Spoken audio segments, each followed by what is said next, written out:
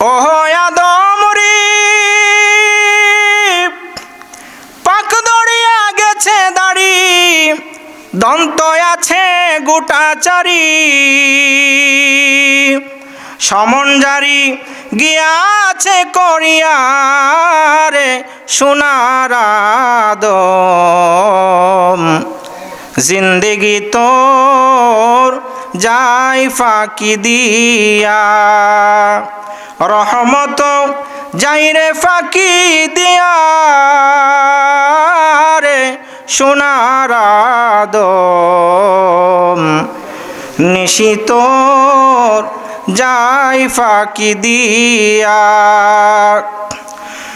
ওহো আদমরি কামিনীর ওই কোলেতে কাল ঘুমেতে রইলি তুই, সারা নিশি কাটাইলি তুই ঘুমাইয়া ঘুমাইয়া রে সোনার আদম, জিন্দেগি তোর যাই ফাঁকি দিয়া। রে আমার চরতি উত্তর বামন ডেঙ্গার বাইরা, শেষ কথা বলে যাচ্ছি, এই দুনিয়া বাবা থাকার জায়গা নয়। এই জন্য সময় থাকতে আল্লাহর রাস্তায় দান করেন। এই দান আল্লাহর রাস্তায় যদি আপনি করেন, এটা কোনো দিন বৃথা যাবে না। হাসরের ময়দান যখন কায়েম হয়ে যাবে, বানিয়ে বানিয়ে বলছি না রে বাবা, কোরআন হাদিস থেকে আমি আপনাদেরকে শোনাচ্ছি। হাসরের ময়দানের অবস্থা এমন ভয়ঙ্কর হবে, সেইখানে কেউ কারো আপন হবে না, কেউ কারো শরীর হবে না, বান্ধব হবে না। আল্লাহ পাক কোরআনুল কারীমের মধ্যে বলেছেন, ইয়াউমা ইয়াফিরুল মারউ মিন আখিহি ওয়া উম্মিহি ওয়া আবিহি ওয়া সাহিবাতিহি ওয়া বানিহি। আল্লাহ তাআলা বললেন, হাসরের ময়দানে ভাই ভাইকে দেখে পলায়ন করবে। কীরকম ভয়ঙ্কর অবস্থা হবে। আমি গতকাল সোশ্যাল মিডিয়াতে একটা ভিডিও দেখলাম, একটা মানুষ ফেরি থেকে নিচে পড়ে গেছে, তাকে উঠানোর জন্য সব মানুষ পাগল পারা হয়ে গেছে। শেষে উঠাইলো অনেক কষ্ট করে, অনেকক্ষণ সময় লাগছে, 5 মিনিট, তাকে নিচে থেকে টাইনা উপরে উঠাইছে।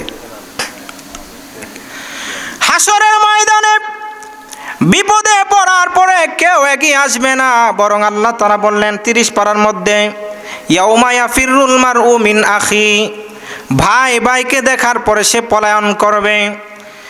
অনেকে প্রবাসী ভাইরা আছেন, যখন প্রবাস থেকে 5 বছর 10 বছর পরে যখন এয়ারপোর্টে আসে, পরিবারের লোকগুলি তাকে আগায় আনতে যায়, ভাইয়েরা তাকে যায়, হায়েস গাড়ি নিয়ে যায়, যায় কি না? এরপরে যখন এয়ারপোর্টে নামার পরে 2 ভাই ধরে গলাগলি করে কান্নাকাটি করে, ভাই কত বছর ধরে তোর সাথে দেখা নাই। হাসরের ময়দানে কখন আপনি উঠবেন সেটার কোনো গ্যারান্টি নাই।